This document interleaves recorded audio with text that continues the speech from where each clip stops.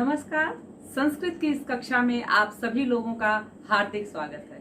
आज मैं कक्षा 8 रुचिरा भाग 3 के पाठ 10 नीति नवनीतम के साथ उपस्थित हुई हूँ।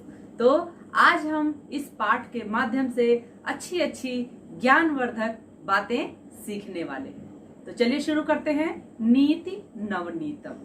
देखिएगा, यह पाठ मनुस्मृति के कतिपय श्लोकों का संकलन है जो सदाचार की दृष्टि से अत्यंत ही महत्वपूर्ण है।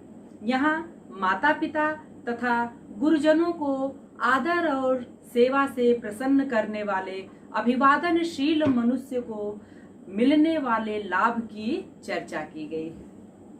इसके अतिरिक्त सुख दुख में समान रहना, अंतरात्मा को आनंदित करने वाले कार्य करना तथा इसके विपरीत कार्यों को त्यागना, सम्यक विचारोपरांत तथा सत्य मार्ग का अनुसरण करते हुए कार्य करना आदि शिष्टाचारों का उल्लेख किया गया है। तो इस पाठ के माध्यम से हम लोग बहुत सी अच्छी अच्छी और ज्ञानवर्धक बातें आज सीखने वाले हैं। तो चलिए पहले श्लोक का आनंद लेते हैं। पहला श्लोक। अभिवादनशीलस्य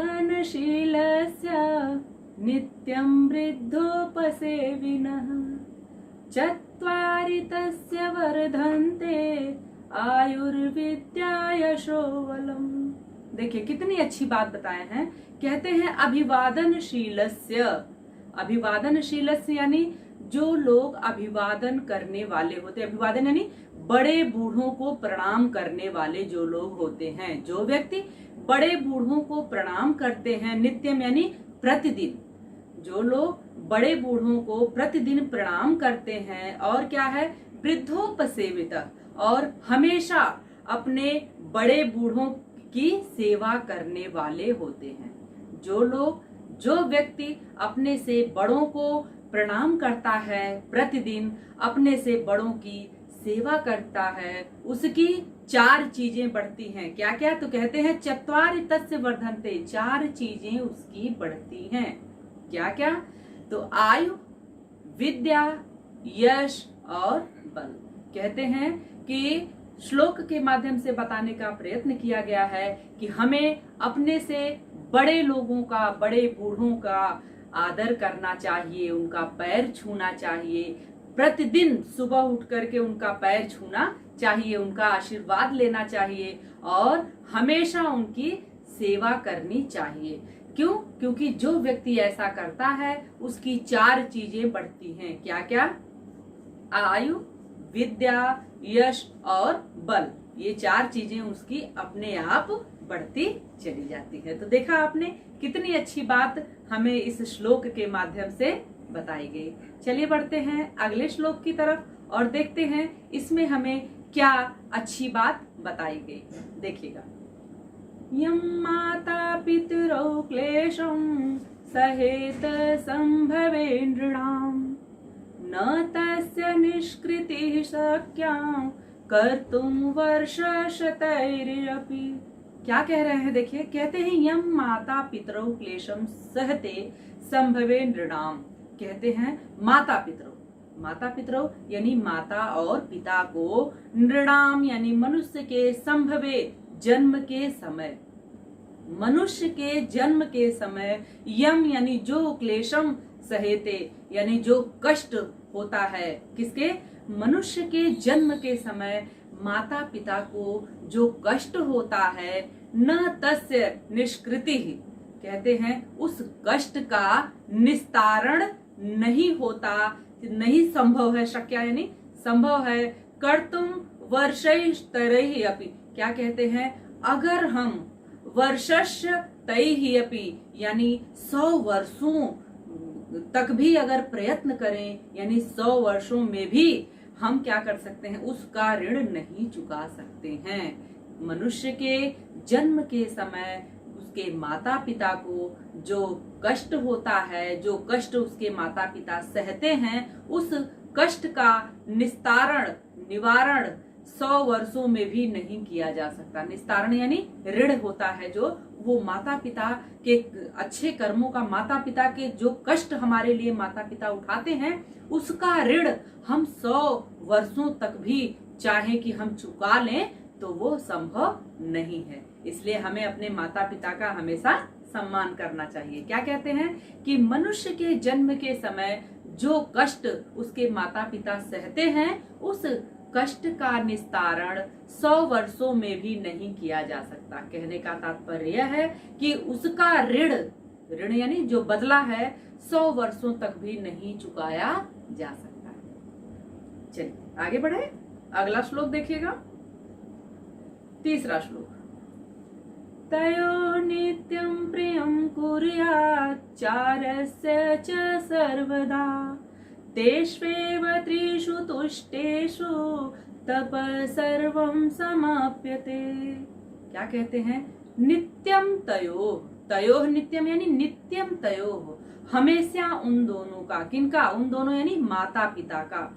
आचार्यस्य च, क्या कहते हैं? प्रतिदिन यानी हमेशा उन दोनों का यानी माता पिता का और आचार्य यानी गुरु का सर्वदा क्या हमेशा क्या करना चाहिए? प्रियम कुर्यात, प्रिय करना चाहिए या भला करना चाहिए। कहने का तात्पर्य है कि अपने माता पिता के साथ और अपने गुरु के साथ सदैव हमें अच्छा आचरण करना चाहिए। प्रिय करना चाहिए मतलब अच्छा आचरण करना चाहिए। क्यों? क्योंकि कहते हैं तेष्वेव त्रिषु तुष्टेषु, यानी उन तीनों के, तुष्टे यानी संतुष्ट होने पर। किसके तीनों के? माता पिता और गुरु के। कहते हैं माता पिता और गुरु के संतुष्ट होने पर सर्वम समाप्यते तपः, तपः यानी तपस्या, हमारी तपस्या समाप्त हो जाती है। समाप्त होने का मतलब सफल हो जाना। हमारी तपस्या सफल हो जाती है यदि हम अपने माता पिता और गुरु को संतुष्ट रखते हैं, उनके साथ अच्छा व्यवहार अगर हम करते हैं। किसके साथ? अपने माता पिता के साथ और अपने गुरु के साथ अगर हम अच्छा व्यवहार करते हैं तो जब वो संतुष्ट होते हैं, उनके संतुष्ट होने पर हमारी सभी तपस्या जो है वह पूर्ण हो जाती है, सफल हो जाती है। तपस्या खत्म हो जाती है यानी हमारा जीवन सफल हो जाता है, उस तपस्या का हमें फल मिल जाता है। किससे किससे कहते हैं? तयोः नित्यम प्रियम कुर्यात् च आचार्य च सर्वदा, आचार्य का और तयोः यानी माता पिता, उन दोनों का, इन तीनों का हमें नित्य प्रति क्या करना चाहिए? अच्छा भला बर्ताव व्यवहार उनके साथ करना चाहिए। अगर ये तीनों संतुष्ट होते हैं, संतुष्ट रहते हैं, तो हमारी जीवन की तपस्या समाप्त हो जाती है, यानी हमें अपनी तपस्याओं का फल प्राप्त हो जाता है। चौथे श्लोक की तरफ पढ़े। चौथा श्लोक देखिएगा। सर्वं परवशं दुःखं सर्वात्मा वशं सुख एतद्वित्तात् समासेन लक्षणं सुख दुःखयो। देखिए कहते हैं सर्वं परवशम दुःखम। परवशम का तात्पर्य होता है दूसरे के वश में होना। सर्वम यानी सब कुछ, सब कुछ। सर्वम परवशम दुःखम अस्ति, सब कुछ दूसरे के नियंत्रण में होना क्या है? यह सबसे बड़ा दुख है। दूसरे के वश में होना सब दुख है, यानी हम अगर दूसरे के वश में होते हैं, दूसरे के वशीभूत होते हैं, तो क्या है? यह सबसे बड़ा दुख है। और क्या कहते हैं? सर्वम आत्मवशम सुख, और अपने वश में होना सब सुख है। क्या है? स्वतंत्रता सबसे बड़ा सुख है और परतंत्रता सबसे बड़ा दुख है। कहने का तात्पर्य ये है। तो कहते हैं एतत् विद्यात, यह जान करके, समासेन यानी संक्षिप्त में, छोटे में ही मैं यह कहूंगा, लक्षणम सुख दुःखयो, यही सुख दुख का लक्षण है। इसे ही संक्षेप में सुख और दुख का लक्षण जानना चाहिए। यानी सुख क्या है? स्वतंत्र रहना, अपने वश में रहना, और दुख क्या है? दूसरे के वश में रहना, अपने वश में न रहना। यानी स्वतंत्रता सुख है और परतंत्रता क्या है? दुख है। एक बहुत अच्छी सी उक्ति आप लोगों ने सुनी होगी, पराधीन सपने सुख नाही। कहने का तात्पर्य है कि पराधीन यानी परतंत्रता में अगर हम परतंत्र हैं तो स्वप्न में भी हमें सुख नसीब नहीं होता है। तो यहाँ स्वतंत्रता की महिमा के बारे में बताया गया है। कहते हैं कि दूसरे के वश में यानी दूसरे के नियंत्रण में होना सब दुख है, सबसे बड़ा दुख है, और अपने वश में होना सब सुख है, सबसे बड़ा सुख है। संक्षिप्त में सुख और दुख का यही लक्षण जानना चाहिए। क्या? स्वतंत्रता सुख और परतंत्रता दुख है। चले आगे बढ़े। 5वां श्लोक देखिएगा। 5वें श्लोक में क्या कहा गया है? यत् कर्म कुर्वतो स्यात् परितोषो अंतरात्मनः तत्प्रयत्नेन कुर्वीत विपरीतम तु वर्जयेत्। क्या कहते हैं? यत् कर्म कुर्वतो अस्य स्यात्, यत् कर्म जिस कार्य को कुर्वतः करते हुए, अस्य अंतरात्मा हमारी अंतर आत्मा परितोषः स्यात् संतुष्ट हो। जिस काम को करते हुए हमारी अंतरात्मा संतुष्ट हो उस कार्य को प्रयत्न पूर्वक करना चाहिए। प्रयत्नेन कुर्वीत यानी उस कार्य को हमें प्रयत्न पूर्वक करना चाहिए। कहते हैं कि जिस कार्य को करने से हमारी अंतरात्मा संतुष्ट होती है, क्या होती है? तृप्त होती है, उस कार्य को हमें प्रयत्न पूर्वक करना चाहिए। प्रयत्न यानी प्रयत्न पूर्वक, कुर्वीत यानी करना चाहिए।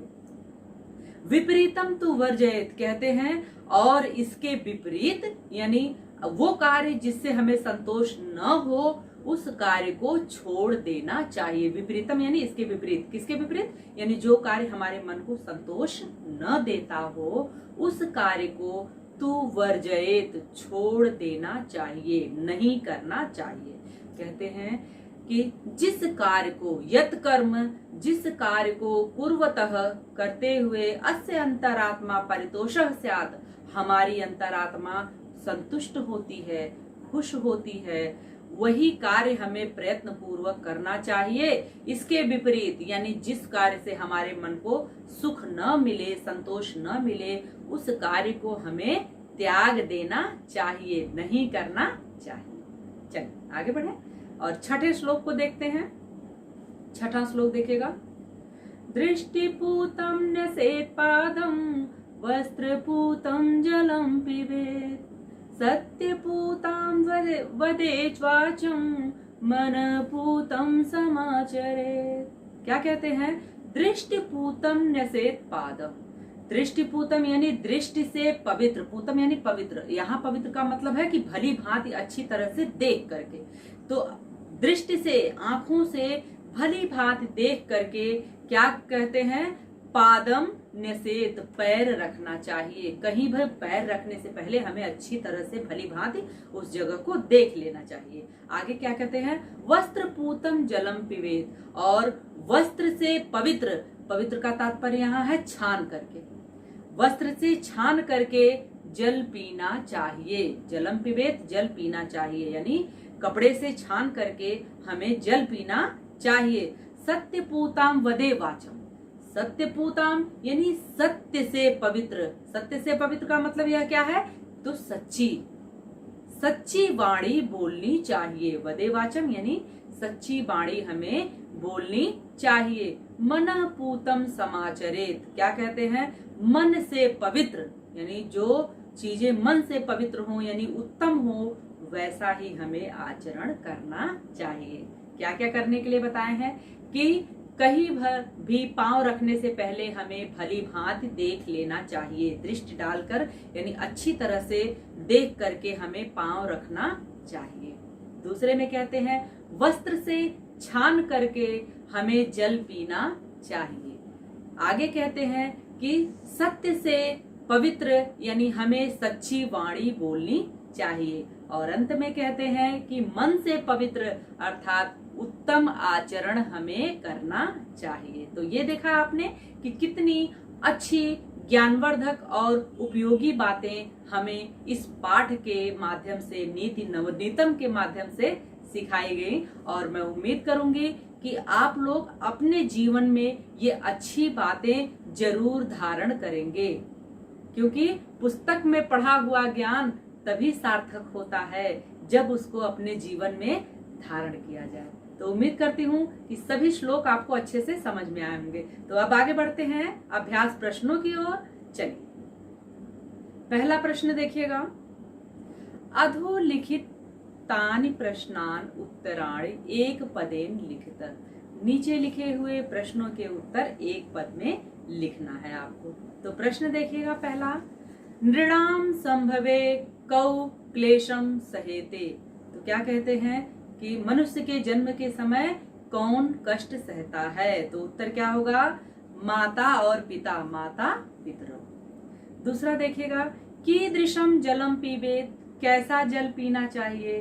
तो वस्त्र पूतम, यानी कपड़े से छान करके जल पीना चाहिए। उत्तर होगा वस्त्र पूतम। अगला देखिएगा, नीति नवनीतम पाठः कस्मात् ग्रंथात् संकलितः।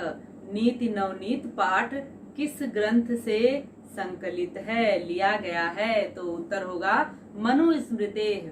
यह पाठ मनुस्मृति से लिया गया है।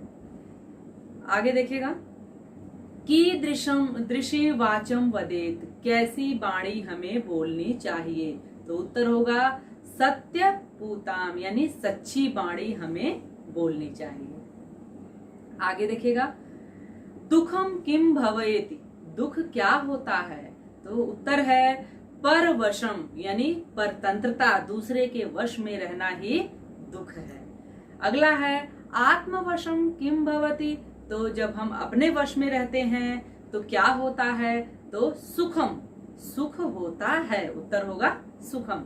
और अंतिम देखिएगा, कीदृशम कर्म समाचरेत। किस तरह का कार्य हमें करना चाहिए? तो उत्तर होगा कि जिससे हमारी अंतरात्मा को येन अंतरात्मनः परितोषः भवेत। जिससे हमारी अंतरात्मा को क्या मिले? शांति मिले। उस कार्य को हमें उस तरह से करना चाहिए। तो देखा आपने कितनी अच्छी बात हमें बताई गई इन प्रश्नों के माध्यम से, और इनको हमने श्लोक के रूप में पढ़ा था।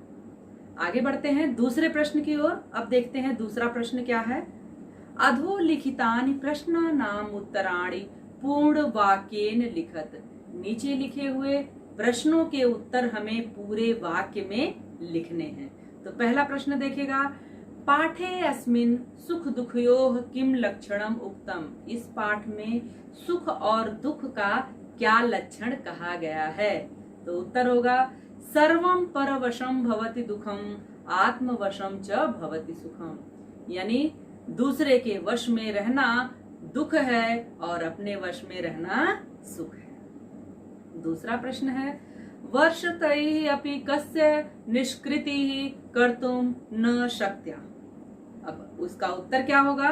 क्या कहते हैं कि नृणाम संभवे माता पितरौ यम क्लेशम सहेते न तस्य वर्षशतैः निष्कृतिः शक्याः।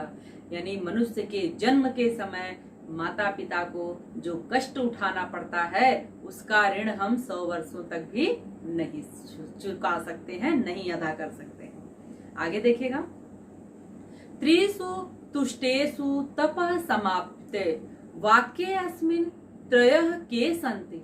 कहते हैं कि इन तीनों के संतुष्ट होने पर हमारी तपस्या सफल होती है। इनमें इस वाक्य में त्रयः जो है ये कौन कौन है? तो कौन कौन है? माता पिता और गुरु। तो उत्तर है त्रिषु तुष्टेषु तपः समाप्ये वाक्ये अस्मिन् त्रयः भवन्ति माता पिता आप यहाँ गुरु भी लिख सकते हैं, आचार्यः च इति, आचार्यश्च इति। अब आगे बढ़िए और चौथा देखते हैं, अस्माभिः कीदृशं कर्मं कर्तव्यम। हम लोगों को कैसा कार्य करना चाहिए? तो कैसा कार्य हमें करना चाहिए? तो अस्माभिः तादृशमेव कर्मं करणीयं येन अस्माकं अंतरात्मनः परितोषः स्यात्।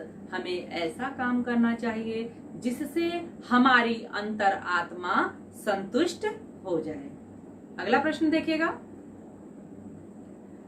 अभिवादनशीलस्य कानि वा अभिवादनशील से यानी अभिवादनशील होने से क्या होता है?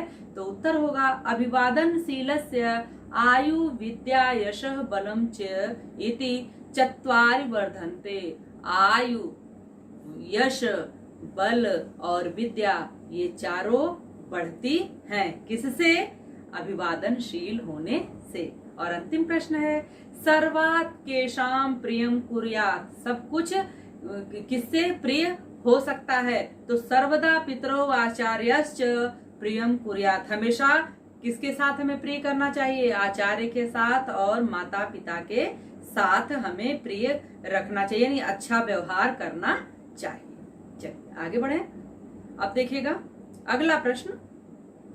अब इसमें देखिएगा बताया गया है हमें कि क्या करना है। हमें स्थूल पदों के आधार पर प्रश्न निर्माण करना है। क्या करना है? स्थूल पदों के आधार पर प्रश्न निर्माण हमें करना। स्थूल पद यानी कि जो पद हमें मोटे अक्षरों में लिखे हुए दिख रहे हैं उनके आधार पर हमें प्रश्न निर्माण करना है। चलिए अब देखिएगा पहला वाक्य देखिएगा वृद्धोपसेविनः आयु विद्या यशो बलम न वर्धन्ते। क्या ये वाक्य में वृद्धोपसेविनः को क्या किया गया है? मोटा लिखा गया है। यशो बलम न वर्धन्ते। अब यहाँ पे वृद्धोपसेविनः, तो वृद्धोपसेविनः का प्रश्न क्या बनेगा? कस्य। कस्य आयु विद्या यशो बलम न वर्धन्ते। ठीक है। चलिए अगला देखेगा मनुष्य सत्यपूताम वाचम वदेत। मनुष्य को सत्य से परिपूर्ण वाणी बोलनी चाहिए, यानी सत्य वाणी बोलनी चाहिए। तो प्रश्न क्या बनेगा? मनुष्य कीदृशीं वाचम वदेत। कैसी वाणी बोलनी चाहिए? त्रिषु तुष्टेषु सर्वं तपः समाप्यते। और यहाँ पर तपः को अंडरलाइन किया हुआ है, यानी मोटे अक्षरों में लिखा हुआ है। तो सभी तप कब समाप्त हो जाते हैं? तपः को यहाँ पे किया हुआ है, तो कैसे बनेगा? त्रिषु तुष्टेषु किम समाप्यते। क्या समाप्त हो जाता है? यानी 3 के संतुष्ट होने पर हमारी तपस्या समाप्त हो जाती है। माता पितरौ नृणाम संभवे भाषायाः क्लेशम सहेते। माता पिता जन्म के समय मनुष्य के कितना कष्ट सहते हैं। अब इसका प्रश्न क्या बनेगा? कौन कष्ट सहता है? तो क्या बने? माता पितरों की जगह पे हो जाएगा कौ नृणाम संभवे भाषया क्लेशम सहेते। क्या करते हैं कि कौन मनुष्य के जन्म के समय कष्ट सहता है। तयोः नित्यम प्रियम कुर्यात्। नित्य और प्रिय करना चाहिए। तो इसमें क्या प्रश्न बनेगा? तयोः नित्यम किम कुर्यात्। हमें रोज क्या करना चाहिए? कैसा कार्य करना चाहिए? तो ये देखा आपने। चलिए आगे बढ़ते हैं। चौथा प्रश्न देखिएगा संस्कृत भाषायाम वाक्य प्रयोगम कुरुतः। कुछ पद दिए हुए हैं, संस्कृत भाषा में आपको वाक्य प्रयोग करना है, यानी इन पदों को वाक्य में बना करके लिखना है। तो देखिएगा विद्या, वाक्य क्या बनेगा? विद्या विहीन पशुभिः समानः। दूसरा है तपः, वाक्य देखिए तपः से कैसे बनेगा? ग्रामम निकषा तपश्चरति तापसः। तीसरा देखिएगा समाचरेत, नित्यम गुरु सेवाम समाचरेत। अगला है परितोषः, संततेः सार्थकतायाम पित्रोः परितोष संजायते। और अंतिम है नित्यम। अब नित्यम को देखिएगा वाक्य में प्रयोग कैसे किया गया है? पठामि संस्कृतम नित्यम। प्रतिदिन संस्कृत पढ़ना चाहिए। अगला देखिएगा पांचवें प्रश्न की ओर बढ़ते हैं। अब देखिए पांचवें प्रश्न में कहा गया है कि शुद्ध वाक्यानाम समक्षम आम, यानी जो वाक्य आपको सही लगते हैं उनके सामने आपको आम लिखना है। अशुद्ध वाक्यानाम समक्षम च नैव इति लिखतः। और जो अशुद्ध वाक्य आपको लगते हैं उनके सामने आपको न ऐसा लिखना है। तो चलिए देखिएगा पहला वाक्य क्या है? अभिवादनशीलस्य किमपि न वर्धते। अभिवादनशील जो मनुष्य होते हैं उनका कुछ नहीं बढ़ता, ये गलत है। उनका बढ़ता है आयु विद्या यश और बल ना, तो ये वाक्य गलत है। इसके सामने हम लिखेंगे न। दूसरा देखिए, माता पितरौ नृणाम संभवे कष्टम सहेत, बिल्कुल सही। तो इसलिए हम लिखेंगे आम। क्या कहा गया इसमें कि मनुष्य के जन्म के समय माता और पिता को बहुत कष्ट सहना पड़ता है। अगला वाक्य है, आत्मवशम तु सर्वमेव दुखम अस्ति। तो क्या है, आत्मवश में क्या दुख है? यह वाक्य गलत है। आत्मवश में सुख होता है। तो इसके सामने हम लिखेंगे न। येन पितरौ आचार्य च संतुष्टाः तस्य सर्वं तपः समाप्येत। तो क्या है कि जो पितरौ आचार्य च संतुष्टाः, जो अपने माता पिता को और अपने गुरु को संतुष्ट रखता है, उसकी पूरी तपस्या सफल होती है। तो वाक्य ये सही है। इसके सामने हम लिखेंगे आम। अगला है, मनुष्य सदैव मनः पूतं समाचरेत। मनुष्य को सदैव मन से पवित्र आचरण करना चाहिए। तो बिल्कुल सही है, इसलिए हम लिखेंगे आम। और अंतिम है, मनुष्य सदैव तदेव कर्म कुर्यात येन अंतरात्मा तुष्यते। मनुष्य को सदैव वही कार्य करना चाहिए जिससे उसकी अंतरात्मा संतुष्ट होती हो।